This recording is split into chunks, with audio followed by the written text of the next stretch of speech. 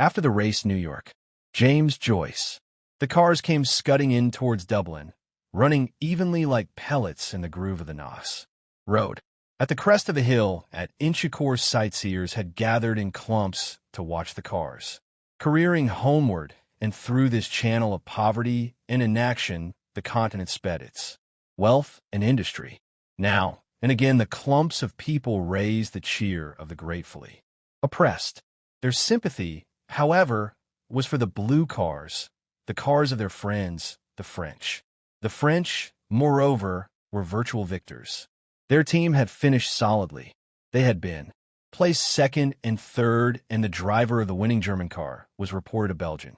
Each blue car, therefore, received a double measure of welcome as it topped the crest of the hill, and each cheer of welcome was acknowledged with smiles and nods by those in the car. In one of these trimly built cars was a party of 4 young men whose spirits seemed to be at present well above the level of successful Gallicism. In fact, these 4 young men were almost hilarious.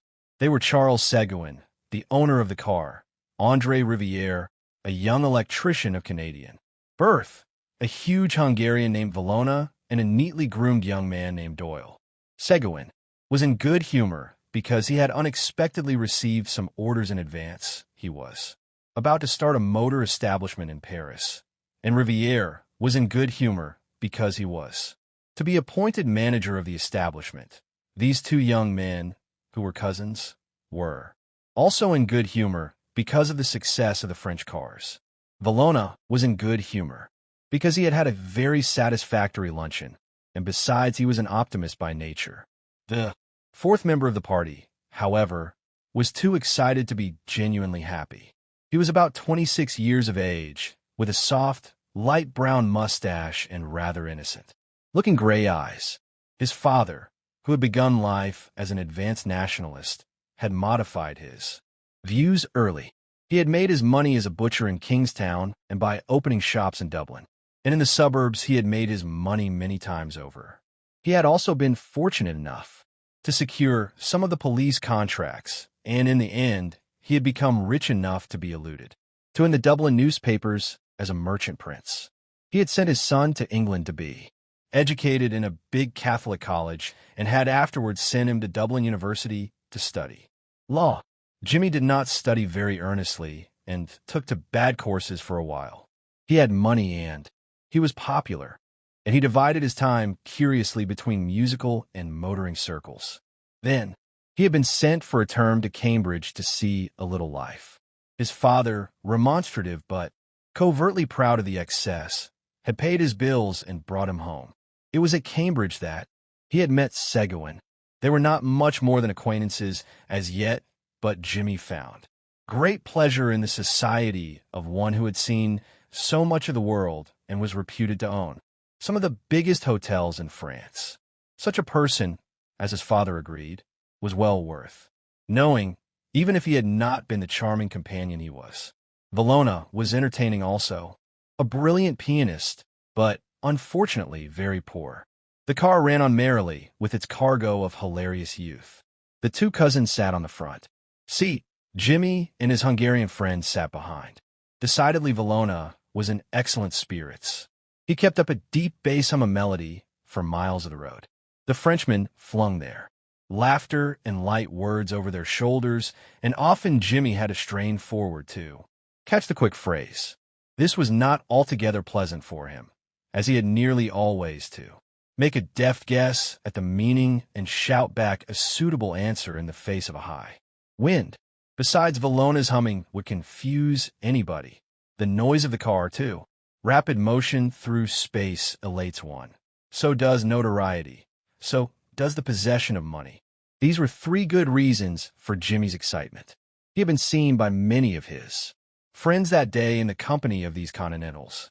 At the control, Seguin had presented him to one of the French competitors, and, in answer to his confused murmur of compliment, the swarthy face of the driver had disclosed a line of shining white teeth.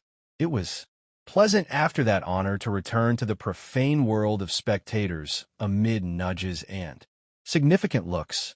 Then, as to money, He really had a great sum under his control. Seguin, perhaps, would not think it a great sum, but Jimmy, who, in spite of temporary errors, was at heart the inheritor of solid instincts, knew well with what difficulty it had been got together. This knowledge had previously kept his bills within the limits of reasonable recklessness. And if he had been so conscious of the labor latent in money when there had been question merely of some freak of the higher intelligence, how much more so now when he was about to stake the greater part of his substance. It was a serious thing for him. Of course, the investment was a good one, and Seguin had managed to give the impression that it was by a favor of friendship the mite of Irish money was to be included in the capital of the concern.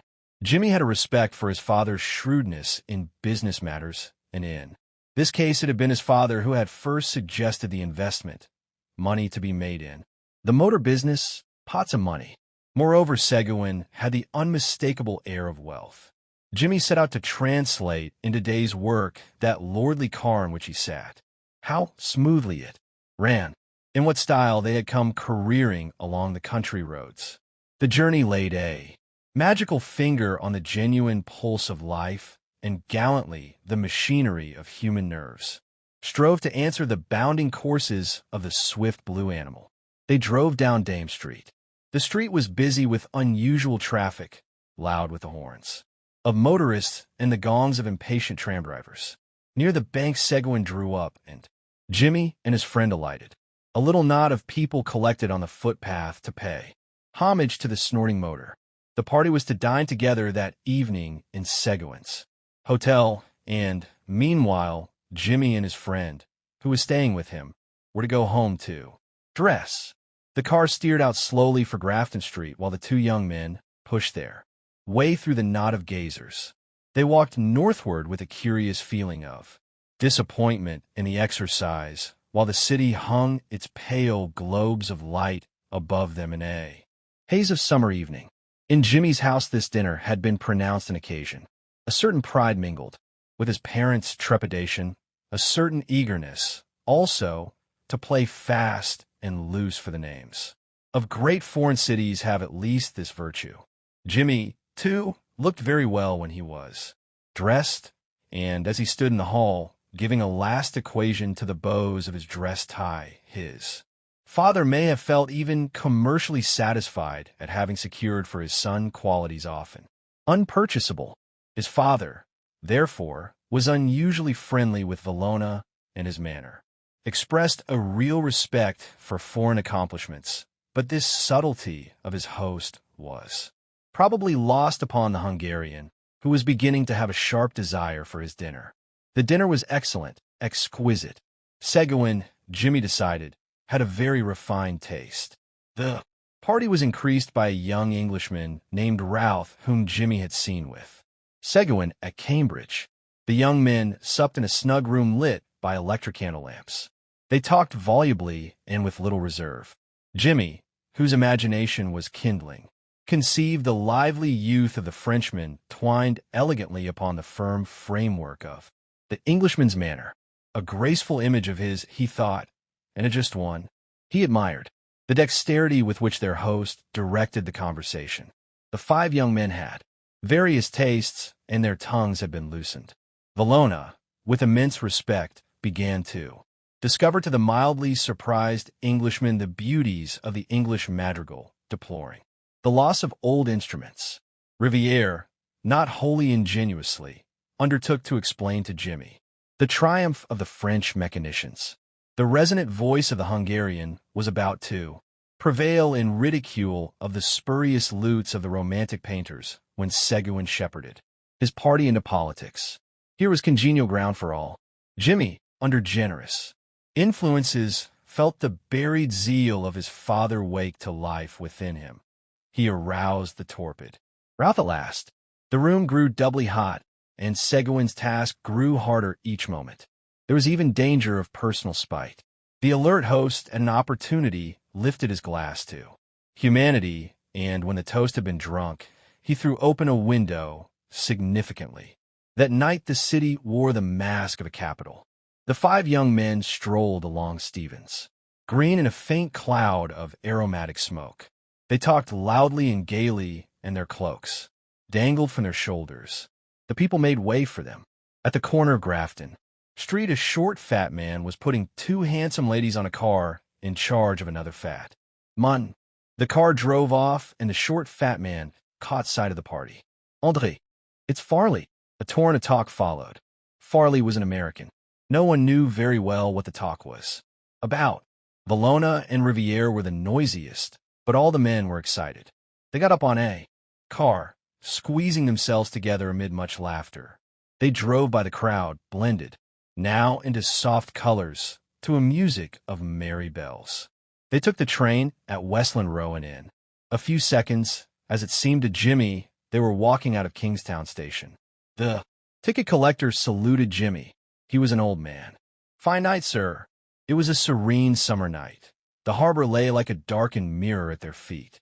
They proceeded towards it with linked arms, singing Cadet Roussel in chorus, stamping their feet.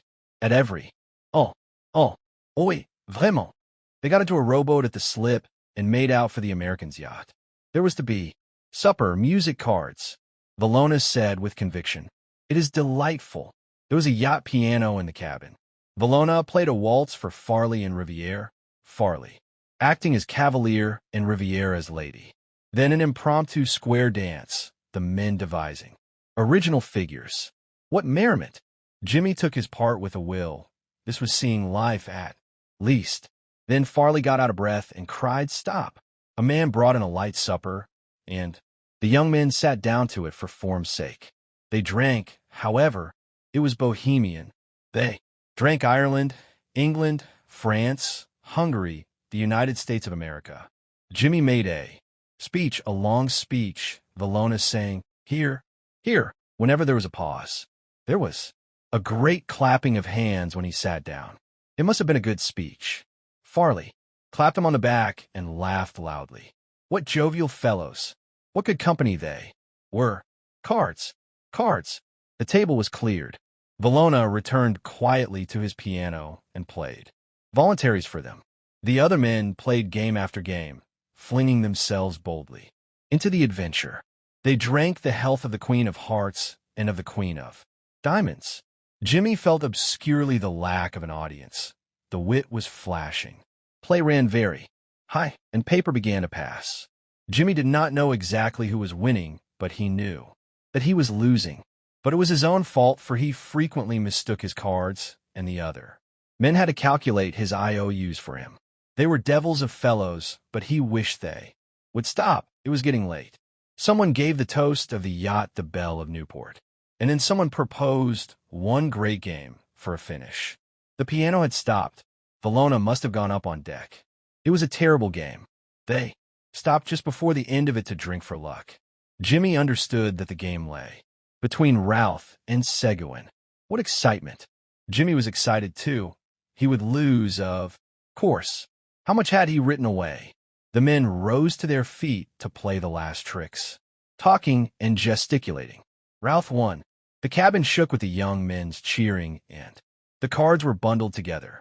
They began then to gather in what they had won. Farley and Jimmy were the heaviest losers.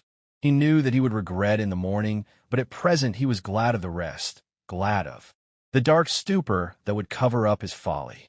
He leaned his elbows on the table and rested, his head between his hands, counting the beats of his temples. The cabin door opened, and he saw the Hungarian standing in a shaft of gray light. "Daybreak, gentlemen,"